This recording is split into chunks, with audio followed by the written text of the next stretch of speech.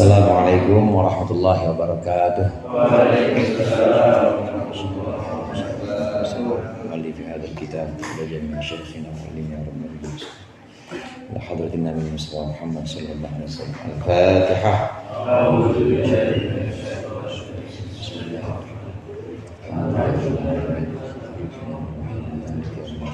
Iyyaka na'budu wa iyyaka nasta'in. صراط الذين أنعمت عليهم غير المغضوب عليهم ولا الضالين. Bismillah, walhamdulillah, wassalatu wassalamu ala sayyidina Muhammadur Rasulillah wa ala alihi wa ashabihi wa man tabi'a hudah wa la hawla wa la quwwata illa billah. Amma ba'du. Segenap jamaah musalla al-jihad, khusus para ustaz, para hujjat, segenap pengurus majlis taklim, pengurus musalla, seluruh hadirin yang dimuliakan oleh Allah. Alhamdulillah malam hari ini kita berkumpul kembali untuk melanjutkan pengajian kitab Sulamut Taufiq. Pembahasan kita kemarin terakhir adalah tentang puasa, persisnya lebih khusus lagi yaitu hal-hal yang membatalkan puasa. Di antaranya hal-hal yang membatalkan puasa itu kemarin sudah kita bahas adalah masuknya benda asing, mau bentuknya makanan, minuman, obat, atau bahkan bukan yang bisa dikonsumsi tubuh, ke dalam rongga. Istilah fikih rongga itu jauh. Rongga atau jauh ini dalam badan kita ada macam-macam. Kalau rongga yang disebut dengan mulut, rongga mulut, fam, ini batasnya yang bisa membatalkan. Ini adalah batas tenggorokan atau yang disebut dengan hulqum. Tenggorokan yang disebut dengan hulqum. Kalau sudah sampai sini ada yang masuk, maka batal. Ada rongga lagi, rongga hidung. Jauh juga hidung itu. Hidung itu dikatakan jauh dan bisa membatalkan puasa kalau ada benda yang masuk. Ada benda yang masuk bentuknya air atau bentuk yang lain, itu masuknya sampai ke khaythum. Khaythum itu sini Pak, pangkal hidung sini. Namanya khaythum. Kalau masuk sampai sini maka batal. Kalau ngupil gimana ngupil? Ngupil nggak batal kalau cuma segini. Kecuali ngupilnya sampai sini. Batal. Tapi kita suka ngupilin bocah ya. Lalu puasa ngupil batal loh. Sebenarnya kalau segini-sini doang nggak apa-apa. Dan dalam wudhu pun kita kan istinsyak. Dalam wudhu kita hirup air dari hidung, asal jangan sampai sini aja. Kalau sampai sini batal karena masuknya jauh. Itu adalah rongga. Batasnya rongga yang bisa membatalkan untuk hidung itu sampai sini. Khaythum namanya, pangkal hidung. Telinga itu jauh juga, rongga juga. Telinga termasuk rongga yang batasnya kalau sampai kemasukan benda di situ di telinga, maka bisa membatalkan puasa. Mana batasnya telinga yang disebut rongga yang bisa membatalkan puasa? Itu sampai bagian yang tidak terlihat. Kalau bagian yang masih kelihatan, kuping sini nih masih kelihatan, kira-kira nggak apa-apa, kita gini-gini aja nggak apa-apa. Tapi kalau udah pakai cotton bud ya, masuk, monas kelihatan, batal itu. Orang udah sampai dalam, udah sampai bagian yang nggak terlihat mata. Kalau bagian yang masih terlihat mata di sini, kemudian masuk benda di sini atau air di sini nggak apa-apa. Kalau sudah sampai dalam bisa membatalkan puasa. Itu rongga. Termasuk rongga itu, kalau mata nggak termasuk. Justru untuk ulama fikih mengatakan mata tidak termasuk rongga, tidak masuk jauh membatalkan. Yang menurut kedokteran justru di mata itu justru ada saluran yang sampai ke hidung, sampai juga mulut. Tapi menurut ulama fikih nggak membatalkan.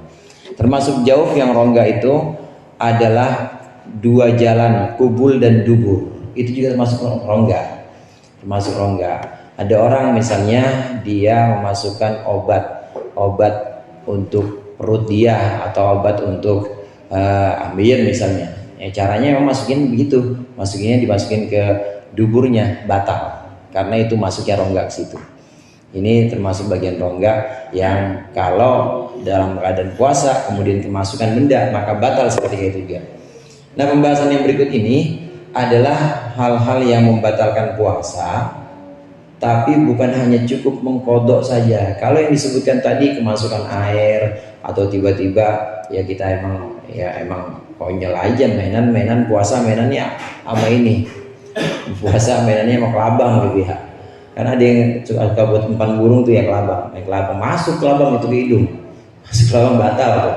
Kalau yang seperti itu biasa batalnya puasa cukup dibayar satu kali aja. Kalau memang batalnya satu hari cukup itu aja, nggak perlu kafarah atau nggak perlu sanksi-sanksi yang lain. Nah berikut ini ada perkara yang membatalkan puasa, tidak cukup hanya membayar satu kali puasa, tapi harus dengan kafarah, bahkan dengan takzir. Itu ada di halaman 55, betul ya? Yang nomor 4, hukum merusak puasa. Qala al-musannifu wa nafa'ana bihi wa bi ulumihi wa bi barakatihi bid dharain amin. Wa man afsada shauma yaumin min ramadhana wala rukhsata lahu fi fitrihi bi jima'in fa alaihil itsmu wal qada'u fawran wa kafaratu biharin. Barang siapa yang merusak puasa satu hari dari bulan Ramadan tanpa ada rukhsah, kemurahan untuk membatalkannya dengan mengumpuli istri pada siang hari, jima di situ mengumpuli istri pada siang hari bulan Ramadan, maka berdosalah, satu dapat dosa. Dan juga wajib segera mengkodok satu hari yang batal itu. Satu lagi, serta wajib membayar denda zihar. Membayar denda zihar nanti akan kita bahas. Membayar denda zihar. Nah kemudian di sini yang bisa kita ambil pertama kali ini, merusak puasa satu hari di bulan Ramadan tanpa ada rukhsah. Kalau ada rukhsah artinya memang dia dalam perjalanan, dia buka dulu minum, nggak termasuk yang ini. Karena ada rukhsah memang dalam keadaan musafir dia. Atau ada rukhsah dia sakit, batalin dulu pakai air, kemudian dia makan minum obat. Ini nggak termasuk yang ini. Ini ada rukhsah. Kalau tanpa rukhsah, tanpa keringanan apa-apa, dia musafir enggak, sakit juga enggak, tahu-tahu istrinya ditubruk aja. Nah kena nih yang begini nih. Ini tanpa ada rukhsah. Merusaknya dengan apa? Rusaknya adalah dengan jima. Menjima itu, jima itu tahu ya? Ini orang dewasa semua kan ya? Iya. Makasan namanya jima. Jangan salah jima takdim atau jima takhir. Lain lagi itu. Kalau ini jima. Jima itu ngumpulin istri. Kalau istilah mutarjim, penerjemah di sini, kumpul dengan istri di siang bulan Ramadan, maka itu bisa membatalkan puasa dan kena sanksi-sanksi yang akan kita bahas di sini. Hadirin jamaah rahimakumullah, penjelasan dari kitab Sulamut Taufik ini, yang dimaksud dengan jima yang bisa kena denda kafarah bukan cuma ngumpulin istri yang halal, yang termasuk tidak halal juga. Misalnya dia zina termasuk, bahkan termasuk ngumpulin binatang. Nauzubillah. Dia yang namanya bocah daglek. dia lagi puasa bulan Ramadan ngumpulin binatang, termasuk kena kafarah. Jadi batalnya tidak cukup hanya membayar satu puasa yang tinggal itu, tapi dia juga kena kafarah. Jima yang dimaksud di sini dalam segala bentuk, baik jima yang halal dengan istri sendiri ataupun yang tidak halal. Apa saja yang harus dipenuhi? Pertama, dia dapat dosa. Nah dosa ini ya dosa, maka dia hanya bisa dihapuskan dengan taubat, istighfar, astagfirullahaladzim, astagfirullah ya Allah, ampunin saya, siang-siang begini saya tubruk istri saya, astagfirullahaladzim. Bisa yang hapus dosa hanya dengan taubat. Dengan bayar puasa nggak bisa.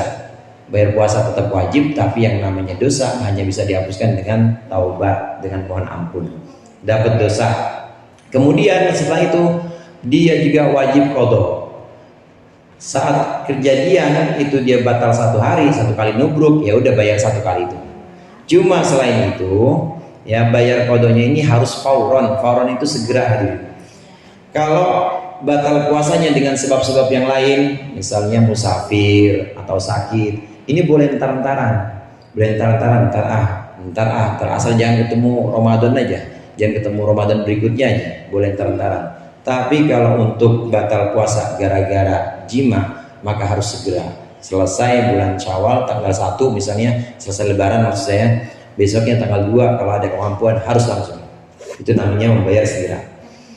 Kemudian setelah bayar 1 hari, maka dia harus membayar kafaroh. Kafaroh ini artinya tebusan atau kafaroh yang biasa dibebankan atau yang biasa diberikan kepada orang-orang yang melanggar zihar. Zihar itu arti aslinya punggung. Arti aslinya itu punggung. Zihar.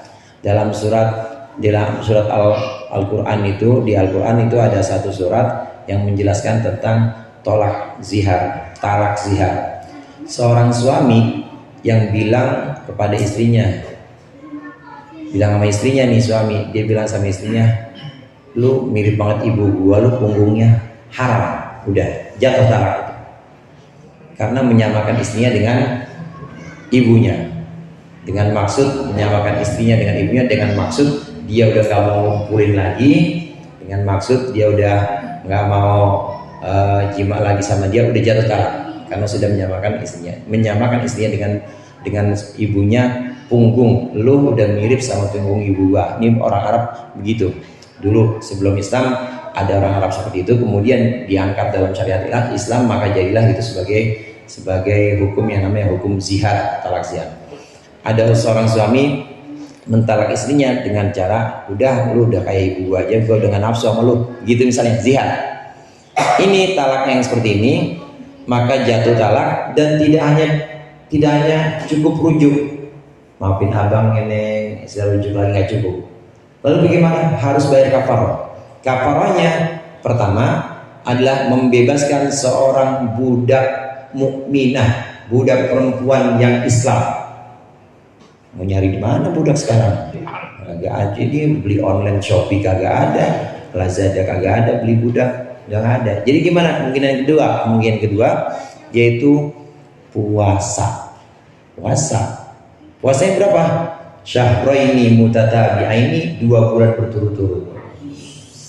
2 bulan berturut-turut. Ya. Ini untuk yang talak, tapi sebab talaknya tadi, gue udah gak nafsu sama lu udah kayak ibu gue aja. Itu udah jatuh talak.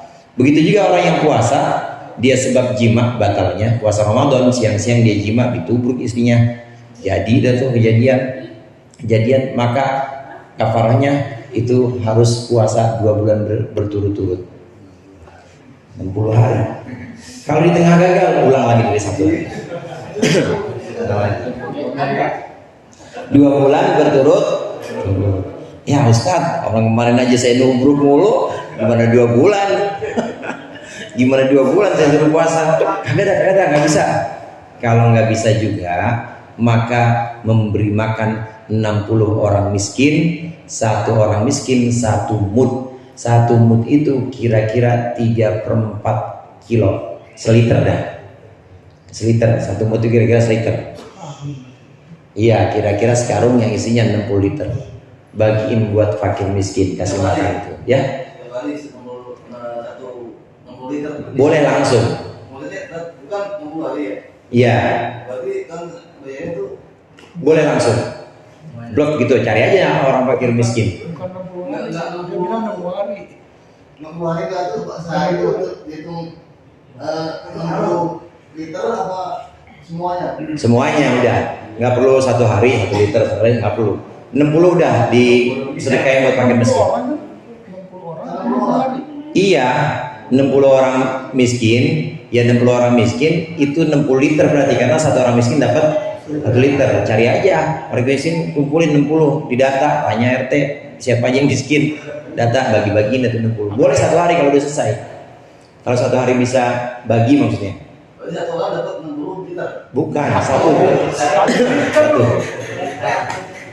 Jadi itu enggak itu sehari. Oh, kan dia ngapa bro? Dia kemauan dia 2 bulan. 2 bulan. Kira-kira sama kayak puasa. Enggak, maksudnya enggak dihitung 60 hari atau cuma 1 hari aja. 1 hari aja. 1 liter nih, satu fakir miskin dapat 1 liter. Nah, kali 60 fakir miskin. Kalau yang puasa 60 hari. Nah, ini ada beda 2. Jadi ada 2 cara. Mungkin 60 liter.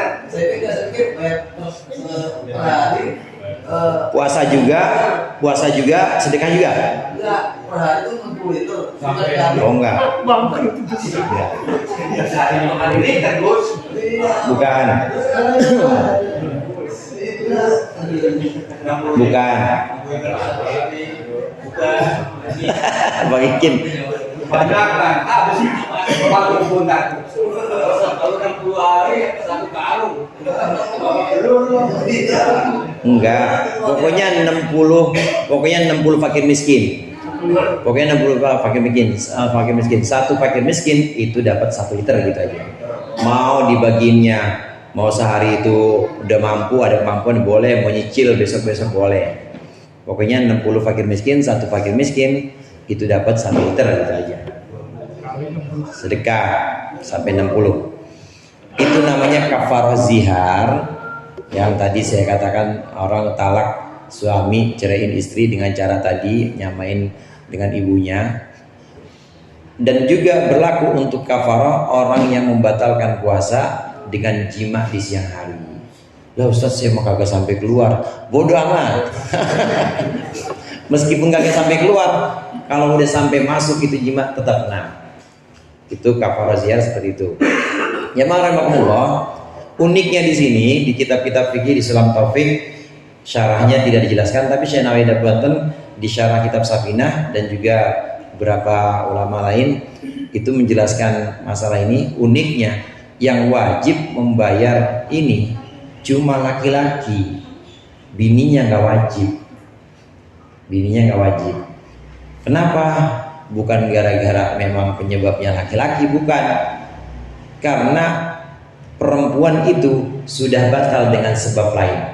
Kalau laki-laki batalnya sebab apa tadi? Sebab dia jima kan ya?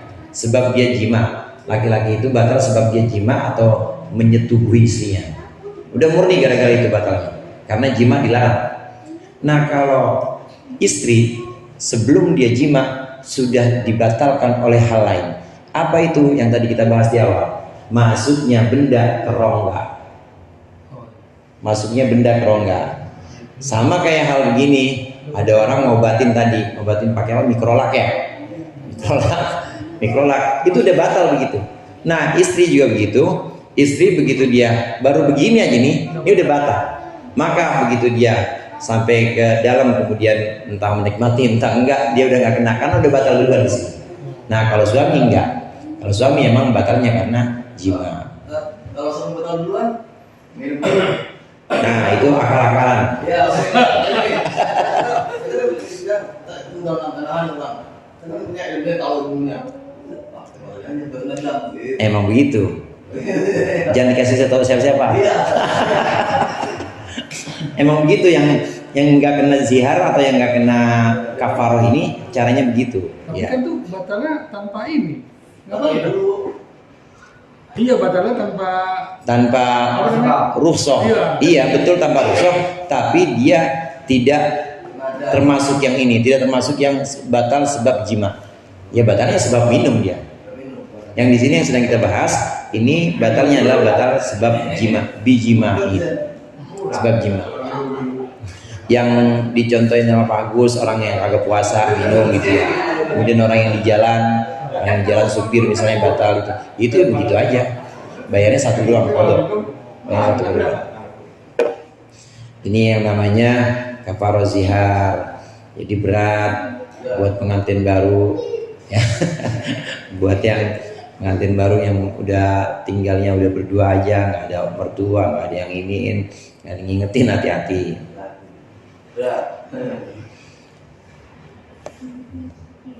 Sekarang pasal tentang ibadah haji. Ini adalah rukun Islam yang terakhir, yang kelima. Kalau dalam kitab Safinah pembahasan haji itu tidak ada, karena memang Safinah itu sangat ringkas. Pembahasan haji di kitab Sulam Taufik sudah mulai ada, dan nanti setelah haji ada pembahasan-pembahasan lain yang memang lebih luas dan insya Allah sangat bermanfaat dalam kitab Sulam Taufik ini. Bab haji sekarang. Yajibul hajju wal umratu fil umri marratan alal muslim al hurri al mukallafi al mustati'i mimma yusiluhu wa yarudduhu ila watanihi fadilan an dainihi wa maskanihi wa kiswatihi allaiqaini bihi wa mu'nati man alaihi mu'natuhu muddata dhahabihi wa iyabihi. Setiap orang muslim yang merdeka wajib beribadah haji sekali seumur hidup jika memiliki biaya yang cukup untuk menuju Baitullah. Cukup untuk pulang ke tanah air, maksudnya pulang pergi, jangan perginya doang kagak bisa pulang.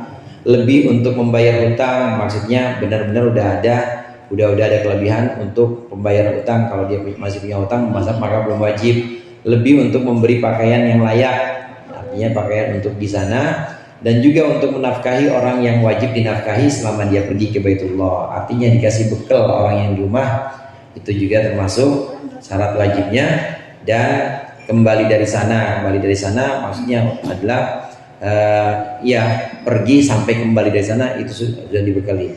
Wajibnya haji ini tidak sembarangan wajib, tapi dalam Al-Quran disebutkan man istata'a ilaihi sabila walillahi 'alan nasi hijjul baiti man istata'a. Orang yang mampu, ilaihi sabila, orang yang mampu kepada Baitullah, orang yang mampu ke Mekah, mampu cara atau jalannya. Kemampuan ini atau istita'ah dibahas dalam tadi teks yang kita baca. Kemampuan di sini pertama adalah kemampuan sesuatu yang bisa mengantarkan dia ke sana dan juga mengantarkan dia pulang. Artinya udah ada ongkos pulang dan perginya. Ongkos pulang dan pergi itu sekarang udah ada ONH atau udah ada biaya-biaya memang ditetapkan oleh pemerintah 25.500 daftar awal, nanti tambah lagi, ada yang tambahnya 10 juta, ada yang tambahnya 15 tergantung dolarnya ntar pas saat berangkat. Itu sekitar segitu. Harus ada kemampuan. Kalau nggak mampu, ya Ustaz masih nggak mampu, ya udah nggak wajib gitu aja. Kalau mampu maka wajib, kalau nggak mampu ya nggak wajib. Kemudian di sini yang namanya haji itu kewajibannya adalah kewajiban sekali seumur hidup. Itu haji sekali seumur hidup. Maka bahkan musannif di sini menyebutkannya yajibul hajju wal umratu, haji dan umroh. Yang wajib itu bukan hanya haji saja, tapi umroh juga wajib sekali seumur hidup. Karena di Al-Quran firman Allah itu wa timmul hajja wal umrata lillah. Allah mengiringkan, Allah menyandingkan antara haji dengan umroh. Wa timmu, dan kalian sempurnakan al hajja wal umroh, haji dan umroh lillah, karena Allah. Jadi memang umroh itu wajib fardu ain, haji fardu ain, umroh fardu ain. Jangan bilang umroh mas sunnah, jangan. Umroh itu wajib. Dalam rangkaian ibadah haji yang kita laksanakan di bulan haji itu, mulai dari Syawal, kemudian ada yang berangkat Syawal, mulai dari Syawal, Dzulqa'dah, Dzulhijjah sampai selesai, itu pasti ada umrohnya. Karena memang umroh wajib. Bedanya kalau haji yang namanya haji tamattu, dia biasanya kloter awal itu dia umroh dulu, nanti selesai umroh, tahallul, nanti begitu mendekati Arafah baru mulai hajinya dia. Ini yang kloter awal. Nah, kloter akhir biasanya haji dulu, karena sampai sono udah dekat 9 Dzulhijjah, udah dekat dengan wukuf, udah mendekati wukuf, maka dia haji dulu, niat haji dulu. Nah, kemudian setelah niat haji baru dia selesai semua sampai tahallul terakhir haji, baru dia umroh. Namanya ini adalah haji ifrad. Ifrad itu haji dulu baru umroh. Ada yang bareng haji dan umroh namanya haji qiran. Dengan demikian umroh itu wajib dengan dasar tadi, atimul hajja wa umroh. Umroh itu hukumnya wajib. Umroh hukumnya wajib dilaksanakan oleh orang-orang yang memang di waktu, nanti akan ada pembahasan namanya mikot zaman atau waktu pelaksanaan haji, Syawal, Dzulqa'dah, Dzulhijjah. Itu ada orang melakukan haji, maka dia wajib umroh juga di situ. Wajib umroh juga sekali seumur hidup. Fardu ain hukumnya. Nah, bagaimana kok ada orang ini haji wajib padahal dia udah wajib lagi. Bisa jadi seperti itu. Karena apa? Karena nadar. Haji udah berangkat haji, ya lu manggil gua haji berarti gua udah berangkat misalnya. Ngapain haji lagi? Ini haji wajib gua. Emang apa? Nazar gua. Nazar, pernah nazar dia. Udah haji ya jalannya. Kemudian dia nazar. Kalau saya berhasil bangun pesantren, maka saya nazar mau haji. Itu udah haji dia tadi. Maka haji yang diomongin ini hukumnya wajib juga karena nazar. Beda lagi kalau orang belum haji. Kalau orang belum haji jangan nazar. Karena itu sama aja menazarkan sesuatu yang memang udah asalnya wajib. Nggak bisa. Kita belum pada haji nih. Saya belum haji nih misalnya, kemudian saya nazar. Kalau saya berhasil masuk negeri anak saya, maka saya akan berangkat haji. Lah nggak usah nazar, emang lu wajib udah. Itu mah sama aja orang nazar sholat subuh. Coba ya. Itu namanya meledek ya. Kalau saya dapat arisan, misalnya saya dapat arisan ini, maka saya nazar. Apa? Sholat subuh. Lah sholat subuh sih nazarin. Nggak bisa. Ini untuk orang yang sudah haji, dia bisa terkena kewajiban haji lagi gara-gara dia nazar. Atau gara-gara dia kodok. Yang repot yang kodok, saudara. Kodok haji itu bisa dilakukan kalau syarat-syaratnya, kalau rukun-rukunnya nggak terpenuhi. Ada orang haji, tapi dia ketiduran, nggak wukuf, batal aja. Bangun-bangun udah tanggal 10 Dzulhijjah udah siang. Padahal batasnya wukuf itu hanya sampai subuh hari kurban. Selesai wukuf, habis waktunya. Nah dia baru bangun, itu jam 8 lebaran haji, batal hajinya. Gimana? Wajib qodho. Nanti kalau udah ada kemampuan lagi bayar lagi, maka dia terkena kewajiban. Itu kewajiban yang mungkin bisa 2 kali ya, karena yang pertama gagal atau karena yang pertama wajib, yang keduanya dia nazar. Tapi asalnya memang kewajiban haji dan umroh ini hanya 1 kali seumur hidup, kecuali ada kasus-kasus yang tadi sempat kita bahas itu, kalau ada umroh, kalau ada nadar atau kalau ada qodho dari haji sebelumnya. Nah kemudian di sini yang bisa kita ambil pembahasan dari sini, wajib pelaksanaan haji ini jika memang ada sesuatu yang mengantarkan dia untuk kembali, untuk pergi dan juga sampai pulang kembali ke tanah air. Biayanya maksudnya tadi udah sempat kita bahas. Nah selain biayanya juga keamanan, jalannya aman untuk menuju ke sana. Biaya ada, udah siap berangkat semua, pesawat ada, tapi kira-kira perjalanannya nggak aman. Kalau pergi haji, maka nanti sampai di daratan-daratan sekitar Yaman lagi ada perang misalnya, sampai di udara antara Yaman ya dengan Iran misalnya, situ lagi ada perang, entah negara mana lagi ada perang, bahaya, maka nggak wajib. Termasuk juga kondisi yang tidak mewajibkan kemarin, COVID itu udah nggak wajib, udah jangan pakai mikirin dosa nih gua nih, nggak ada gituan. Karena apa? Karena memang udah ada hal lain, udah ada faktor lain yang menyebabkan itu tidak wajib, menyebabkan tidak harus pergi haji, karena memang ada faktor lain. Keamanan jalannya, keamanan transportasinya ini juga menjadi syarat wajibnya haji. Kalau memang jalan dan transportasinya nggak aman, udah nggak wajib, gitu aja. Kemudian di sini kewajiban haji juga kalau memang sudah ada kelebihan dari seseorang, hutangnya sudah terbayarkan, kemudian juga rumah, kemudian juga pakaian, pokoknya sandang, pangan, pakan, apalagi satu lagi. Jadi udah sandang, pangan, papan, casan, satu lagi. Buat ngecas HP maksudnya. Casan perlu juga tuh Bang Olil. Kemana-mana gak bawa. Pokoknya udah terpenuhi semua yang pokok kebutuhannya, maka dia wajib haji. Nah, Ustaz, saya mah belum punya rumah, belum punya rumah, utang juga masih banyak.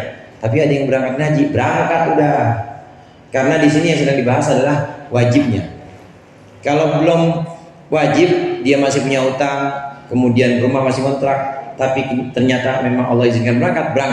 Itu artinya sudah Allah izinkan dan dia nggak nunggu statusnya wajib, nggak nunggu statusnya wajib jadi orang yang berangkat haji, udah Allah berangkatkan nggak apa-apa, boleh sah. Karena di sini kita tidak membahas orang yang sah atau tidak haji, tapi sedang membahas mana yang wajib udah harus berangkat. Selain itu, kewajiban haji ini juga untuk orang yang sudah lebih tadi semua kebutuhannya, sandang pangan papan, dan juga sudah ada kelebihan untuk memberikan biaya orang yang dia tinggalkan, orang rumah yang ditinggalkan, anak, istri, itu selama dia pergi itu juga harus diperhatikan sampai kembalinya, itu harus dia perhatikan kebutuhan-kebutuhan.